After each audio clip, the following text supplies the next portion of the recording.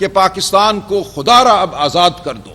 ہم نے پاکستان کے 77 سال میں سمجھتا ہوں ضائع کیے ہیں اس تگ و دو میں، جمہوریت کو سلب کرنے میں، پاکستان کی عوام کی آواز کو دبانے میں، وہ آواز پختون کی آواز ہو، وہ آواز بلوچ کی آواز ہو، وہ آواز سندھی کی آواز ہو، وہ آواز پنجابی کی آواز ہو، ہم نے ہر آواز کو دبانے کی کوشش کی ہے۔ اور ہم سے میری مراد وہ طبقہ ہے، وہ لوگ ہیں جو اپنے آپ کو سمجھتے ہیں کہ تقدیر ان کے سامنے سر نگوں ہے، کہ پاکستان کی تقدیر کے وہ مالک ہیں۔ ہم آپ سے اب یہ کہتے ہیں اس پریس کانفرنس کے توسط سے کہ اب یہ چھوڑ دو، یہ عمل پاکستان اس کا مزید متحمل نہیں ہو سکتا۔ 8 فروری کو جو ہوا وہ پاکستان کی تاریخ کا ایک یادگار واقعہ تھا۔ تمام دن پاکستان کی عوام باہر نکلی اپنے گھروں سے، پاکستان کی عوام نے ووٹ دیا، پی ٹی آئی کو ووٹ دیا، کسی اور جماعت سے بڑھ کر ہم 2/3 اکثریت حاصل کر چکے تھے۔ اس رات جو آپ نے شب خون مارا پاکستان کی جمہوریت پر، وہ کسی سے ڈھکا چھپا نہیں ہے۔ آپ جو بہانہ کر لیں، جو تعویل پیش کریں، آپ نہیں کر سکتے۔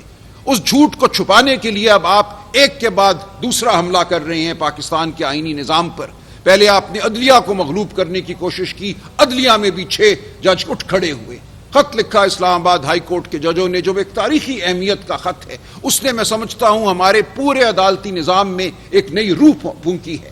آج اگر کوئی حاضر سروس جنرل کو نادرا کے عہدے سے معزول کرتا ہے جج، تو اس کے پیچھے وہ عزم ہے کہ اب ہم نے آزادی حاصل کرنی ہے، ہم نے آئین اور قانون کے مطابق اس ملک کو چلانا ہے۔ لیکن آپ آج بھی یہ نہیں مان رہے، آج بھی آپ ججوں کی ڈگریاں ختم کرانے کے در پہ ہیں۔ آپ سمجھتے ہیں آج بھی آپ دھونس سے ڈرا کر کوئی آئینی ترمیم کریں گے اور منظور نظر ججوں کو آپ توسیع دیں گے۔ یہ نہیں چلے گا نظام اس طرح سے۔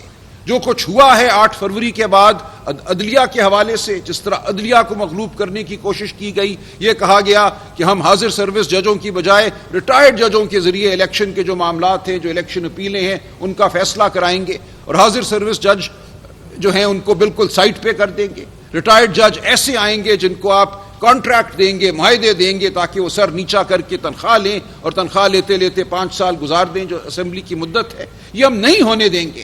اس کے خلاف ہم عدالت میں تو ہیں ہی، لیکن ہم سڑکوں پہ بھی آئیں گے، ہم میدانوں میں آئیں گے، ہم ہر گلی میں جائیں گے، ہر ہم کریے میں جائیں گے۔ یہ جھوٹ جو ہے ہم اس کو سامنے لا کر رہیں گے۔ یہ جھوٹ پاکستان کی عوام سے ہوا ہے۔ جو امانت ہمیں پاکستان کی عوام نے سونپی تھی، اس امانت میں خیانت آپ نے کی ہے، ہم نے نہیں کی۔ ہم اس امانت کے وفادار ہیں۔ اب آپ یہ چاہتے ہیں کہ پارلیمان کو نگوں کریں، سر نگوں کریں۔ جو کل واقعہ ہوا وہ انتہائی شرمناک واقعہ ہے، اور شرمناک اس کے لیے مناسب لفظ بھی نہیں ہے۔ بظاہر یہ نظر آتا ہے کہ اسپیکر کی مرضی سے یا اسپیکر کے ادھر دیکھنے کے سبب پارلیمان پہ حملہ ہوا، پارلیمان کے تقدس کو پامال کیا گیا۔ ہم بالکل یہ کہتے ہیں کہ آرمی کی جو تنصیبات ہیں وہ باعث عزت ہیں، ان پر حملہ نہیں ہونا چاہیے، لیکن کیا پارلیمان باعث عزت نہیں ہے؟ آپ نے جو 9 مئی کا ایک بیانیہ بنایا، ہم کہتے ہیں خود ساختہ بیانیہ بنایا، چرائے گئے CCTV فوٹیج کی بنیاد پہ بیانیہ بنایا۔ ہم آج دن تک کہہ رہے ہیں ہمیں دکھاؤ 9 مئی کو کیا ہوا، ہمیں بتاؤ کس نے آگ لگائی، کون کیمیکل لے کر آیا۔ ہمارے لوگ تو نہتے تھے، ان کے پاس تو کوئی ایک چھڑی بھی نہیں تھی۔ ہم نے بہت جلسے کیے ہیں، بہت ریلیاں نکالی ہیں، عمران خان پر قاتلانہ حملہ ہوا، ایک گملہ نہیں ٹوٹا۔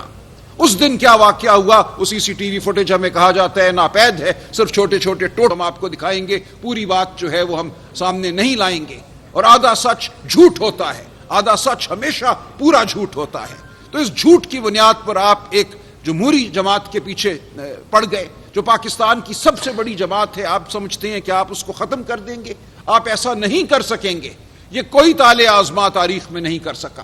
بہت سو نے کوشش کی کہ ججوں کو مروب کریں، بہت سو نے پھانسیاں دیں، بہت سو نے سیاستدانوں کو ہٹانے کی کوشش کی، ان کی زندگی تاس سے، مار پیٹ سے لوگوں کو اٹھا کر آپ جب آئین کی ترمیم کریں گے تو نہ آئین کی کوئی وقت رہے گی، نہ پورے نظام کی کوئی وقت رہے گی۔ ہم کیسے لوگوں کو روکیں گے؟ اس وقت ایک لاوا ہے جو باہر ابل رہا ہے۔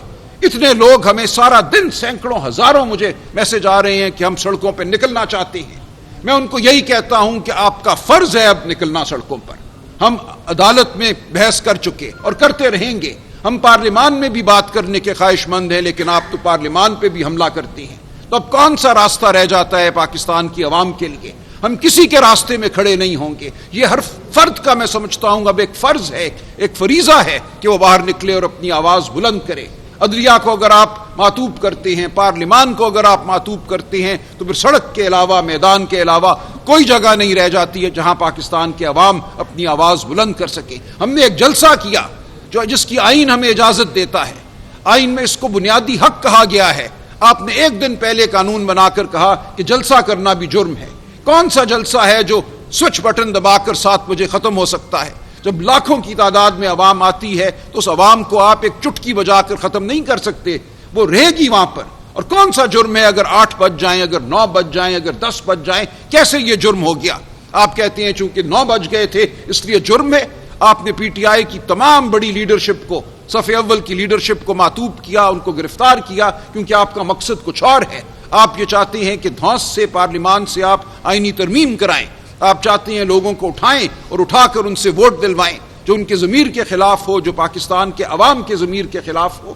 یہ کہنا کہ ایک جلسہ کرنا, اکٹھے ہونا, آواز بلند کرنا جرم ہے, تو مجھے نہیں سمجھ آتی کہ اس کے بعد کون سا عمل ہے جو پاکستان کی عوام اپنا سکتی ہے جس کے ذریعے وہ اپنے جمہوری حقوق کا اعادہ کرے. اور دیکھیں, جمہوریت صرف اس لیے نہیں ہم مانتے کہ یہ کوئی بہت اچھی چیز ہے, بالکل یہ اچھی چیز ہے, لیکن جمہوریت کا براہ راست تعلق ہے پاکستان کے عوام کی تقدیر کے ساتھ. 77 سال گزرنے کے بعد کیوں پاکستان اس خطے میں سب سے پیچھے ہے؟ تعلیم کے حوالے سے, صحت کے حوالے سے ہم بنگلہ دیش سے پیچھے ہیں, ہم نیپال سے پیچھے ہیں. کیوں آج لوگوں کے گھروں میں, کھیتوں میں بھوک اگتی ہے؟ اس کی وجہ یہ ہے کہ آپ نے اس نظام پر قبضہ کیا ہے. اس نظام کو آپ نے جمہور سے دور کیا ہے. اس نظام کو آپ نے صرف ان کے لیے رکھا ہے, ان کے لیے منفعت بخش رکھا ہے جو آپ کی اشرافیہ ہے, جو طاقتور ہیں, جو بالادست طبقے ہیں. وہ امیر سے امیر تر ہوتے چلے جاتے ہیں اور پاکستان کی عوام دور کھڑی دیکھتی رہتی ہے. اس کی آواز سلب ہے.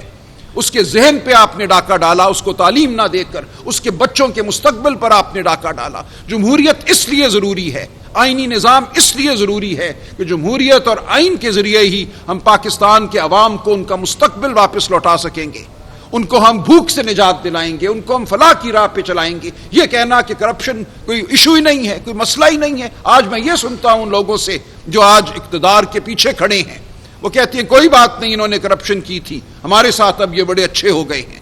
تمہارے ساتھ اچھے ہو گئے ہیں, لیکن عوام کے ساتھ نہ وہ کل اچھے تھے نہ آج اچھے ہیں. یہ کہنا کہ جو ہمارے سامنے سر جھکائے گا وہ ہمیں قابل قبول ہے, یہ پاکستان کے عوام پر حملہ ہے, پاکستان کے عوام کے مستقبل پر حملہ ہے. تاریخ گواہ ہے, دور حاضر گواہ ہے اس بات کا. بنگلہ دیش دیکھ لیں آپ, کیا ہوا وہاں پر. بظاہر بہت ترقی ہو رہی تھی, ہم پڑھتے تھے اتنے فیصد گروتھ ہو گئی, شرح نمو جو ہے بہت بڑھ گیا, لیکن پتہ یہ چلا کہ یہ سب کچھ مصنوعی تھا, یہ سب کچھ ایک مخصوص طبقے کے لیے تھا. کروڑوں عوام جو باہر تھے وہ باہر ہی رہے, ان کی زندگیوں پر اثر نہیں پڑا. یہاں اس سے کہیں بدتر حالات ہیں. آپ کی تو مصنوعی جو گروتھ ہے جس کو آپ شرح نمو کہتے ہیں وہ بھی کچھ نہیں ہے. 0.2%, 1% یہ آپ کی شرح نمو ہے. آبادی آپ کی 3% سے زیادہ پہ بڑھ رہی ہے. تو آپ ایک ابلتے ہوئے لاوے کو نہیں روک سکیں گے. ہم ایک ایسے مقام کی جانب بڑھ رہے ہیں جو خدا نہ خواستہ ہمارے کسی بھی خطے کے ملک سے زیادہ ایک بدتر ایک دھماکہ یہاں ہونے والا ہے, ایک سماجی دھماکہ ہونے والا ہے. ہم اس ملک کے وفادار ہیں, ہم اس ملک کے ہر ادارے کے ساتھ کام کرنا چاہتے ہیں بشرطے یہ کہ وہ ادارہ اپنی آئینی حدود میں رہے.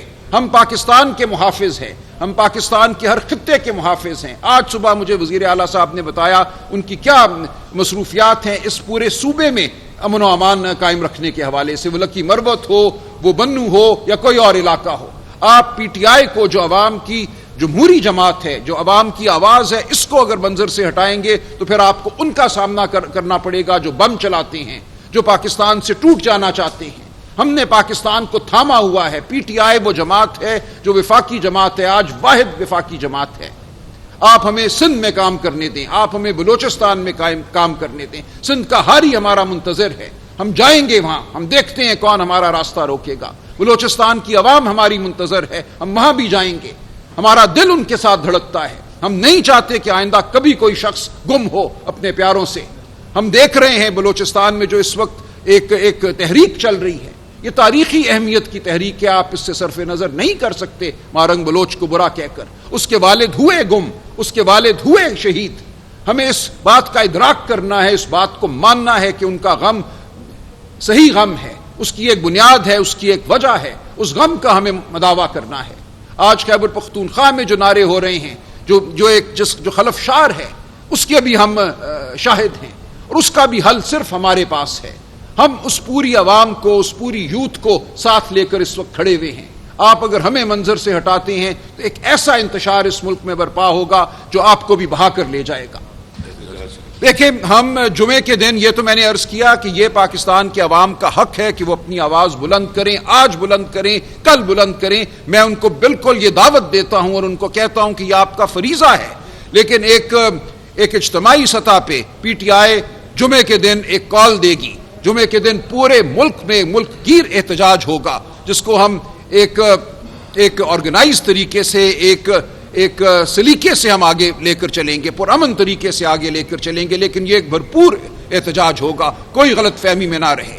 لیکن اس سے پہلے بھی ہر قریے، ہر گاؤں، ہر گلی میں آپ دیکھیں گے کہ عوام خود باہر نکلے گی اور اپنی آواز کو بلند کرے گی۔